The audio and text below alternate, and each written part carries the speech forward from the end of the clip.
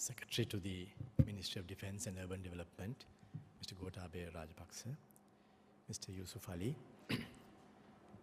Ms. Gillian Das, the chairperson of work in Sri Lanka, other distinguished invitees, my dear friends. I think two excellent presentations have been made already, and I am very conscious that there isn't much that I could add to those two presentations. They took you through the situation in our country. They also spoke about the opportunities that we would have in our country, now as well as for the future. And I believe those captured the essence of what you are today looking at doing, mainly enticing people to come back and work in Sri Lanka. The presentations went further in not only guiding you through why you should come to and work in Sri Lanka, but also in the various ways in which you could make that contribution, and also to be convinced that Sri Lanka is on the track to be able to give that space for people to work in a consistent and a continuing manner. And I'm very conscious that those have been excellent presentations, which I'm sure you would use in your deliberations as well. So it's very simple for me, because I don't really need to go too much into depth about what I could contribute towards this conference. But let me try and give you a picture of where Sri Lanka is going and how we intend to go there. As you know, in 2005, as the introducer mentioned, Mr. Gotabaya Rajapaksa was one of the key members in the team which constructed the Mahinda Chintana and supported the president in order to fashion those thoughts together. And I was also involved in that process. And I remember distinctly the mood of the country at that time was dismal, was of a defeatist attitude.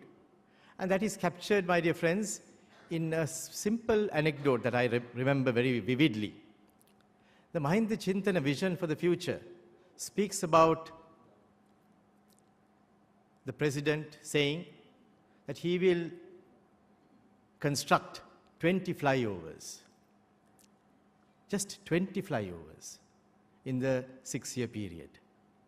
And I went to an audience like this in 2005 to explain the economic policies of the president, or the president-to-be. That time he was the prime minister. And there were many cynical comments that were made. They are going to build 20 flyovers in this Sri Lanka? No, it's not going to happen. That was the mood. I remember my friends coming to my office when I became the governor, which overlooks the Indian Ocean, beautiful, vast expanse of blue ocean. And I'm telling them, this is where the new port is going to be. And they all laughed once again. You're going to have a port here? No way. That was the mood. Today, you saw the pictures that Mr. Gotabaya Rajapaksa showed you. Those are not dreams. Those are now reality. Those can be seen by you. When you go across, you can see the port city being built, new areas being added on to our country's land mass. You can see the beauty that has been re-emerging out of the ruined buildings that we have seen in the past. You can see energetic people going to these beautiful new buildings and enjoying themselves. You can see the construction towers all over the country. A few days ago, one of my friends from abroad wanted to go up to a high-rise building to take some pictures of the city. And I don't know whether you remember, whether you can really fathom this. There were 115 tower cranes that they counted from that one single location. What does that signify? That shows the transformation. And what does that signify to you as young people? It shows that there is a consistent pipeline of investment that is coming in to this country in order to keep the momentum going. One of the most difficult aspects of economic management is to maintain the momentum.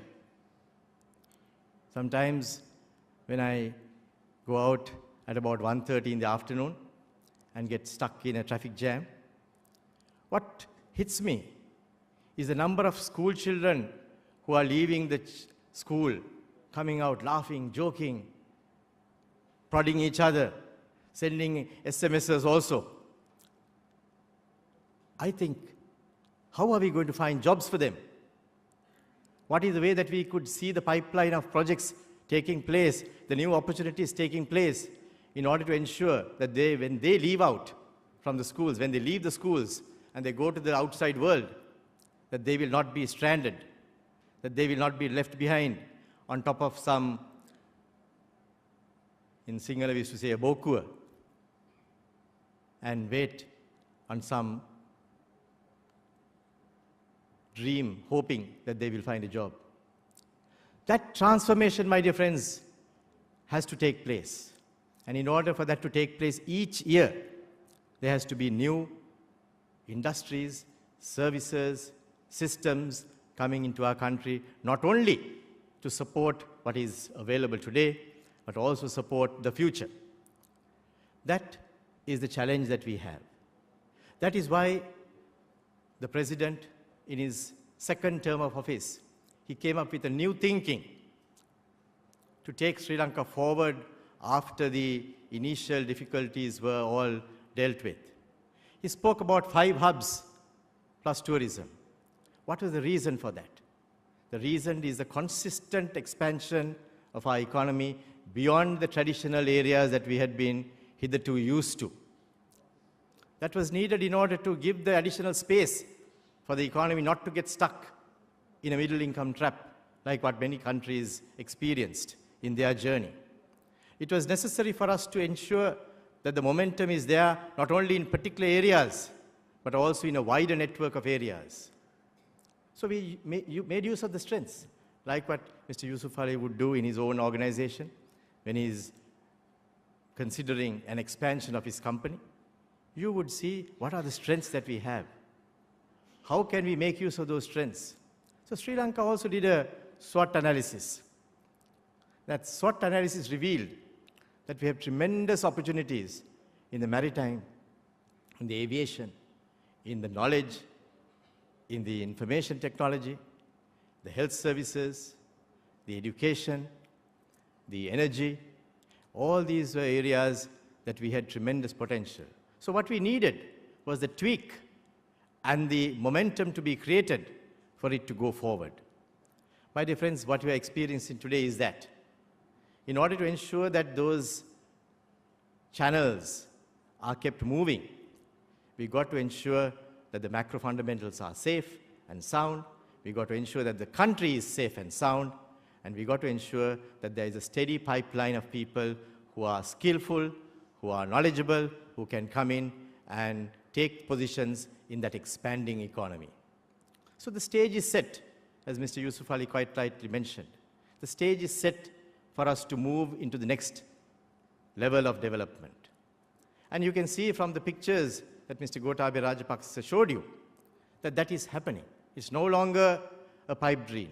It's no longer a situation where people will disbelieve when you say that the next level is being reached out.